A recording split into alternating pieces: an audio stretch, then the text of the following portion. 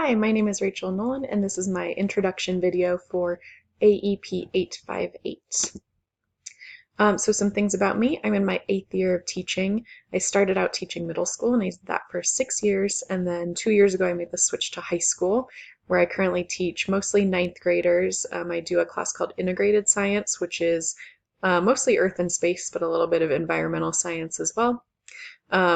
In middle school, I taught mostly 7th grade, which is life science, but I taught 8th grade for a year and 6th grade for a year as well.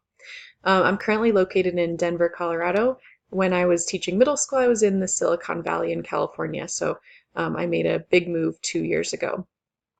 My goal is to be a middle school principal in the next 10 years or so. I'm not in a rush right now. I'd still say a young teacher. But I really love education, and when I've taken on leadership roles in the past in my positions, my teaching positions, that's when I've been the happiest. That's when I feel the most fulfilled, and so I really think this is the right move for me.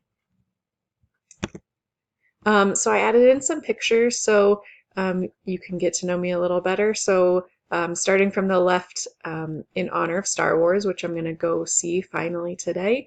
This is a couple years ago. That's one of my middle school students. I was Luke Skywalker, he was Kylo Ren. We had a little lightsaber battle in my classroom.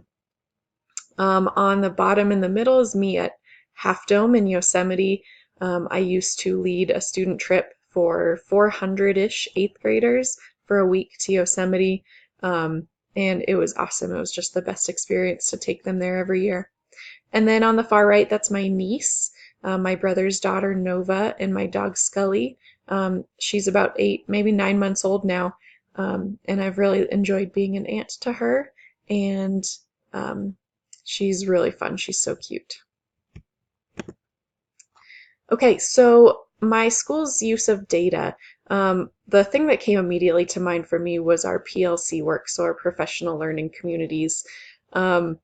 We have PLCs in the whole district. Every teacher sits on a PLC in the district, and counselors and school psychologists, they all sit on PLCs as well.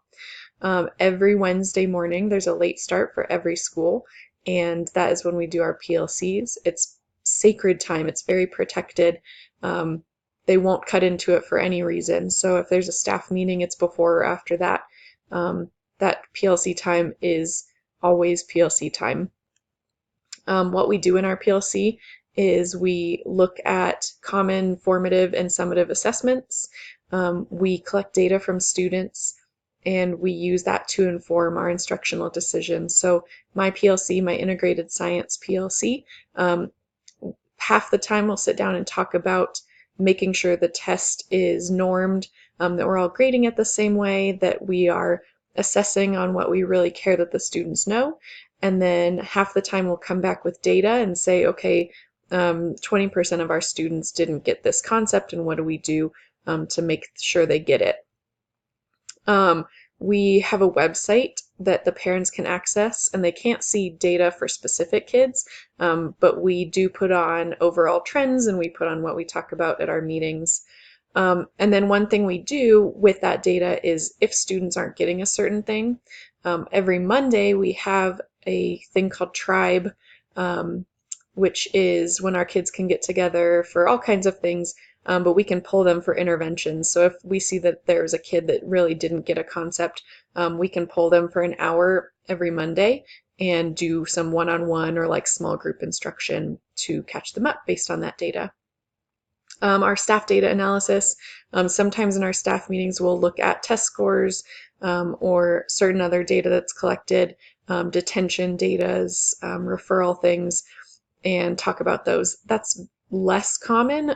We only have staff meetings about once a month, and they're not always data driven, but our PLC is weekly. So my personal use of data, again, my PLC work will drive my instruction.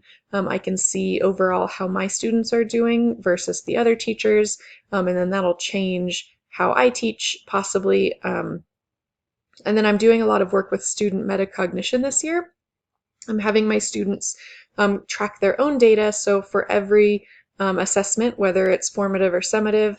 They will predict what they're going to get, and then they will record their actual score, and then they graph it. And then I've been having them do reflections on it. I asked the students at the end of first semester how they felt about that activity, and they seemed pretty positive overall. None of them have said they're gonna like create their own spreadsheet for other classes to track their data, but they all said it was worthwhile in my class. So that's a really cool thing that I've been trying out. My plan to use data better would be to make more instructional changes based on data. So right now, my schedule with my PLC team, we have to stay in lockstep because we do the same exact tests, and we have labs for our students once a week that have to be the same. And so if my students aren't getting something, but everyone else's are, there is no time for me to go back and reteach it besides that Monday time where I can pull students. And I really wish there was more time for me to use my data to go back and reteach if I needed to. But in my schedule, I'm not sure where I could work that in, so I'll need to get creative.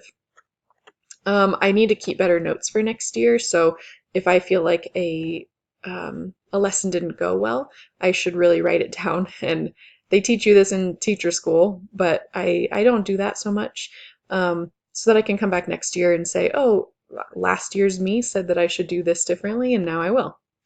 And then I want to reflect after each lesson, especially where student data is collected, even just casual data, their attitudes towards the lesson or kind of what they're saying offhand can be data. So I wish I could reflect more, and so that is my plan.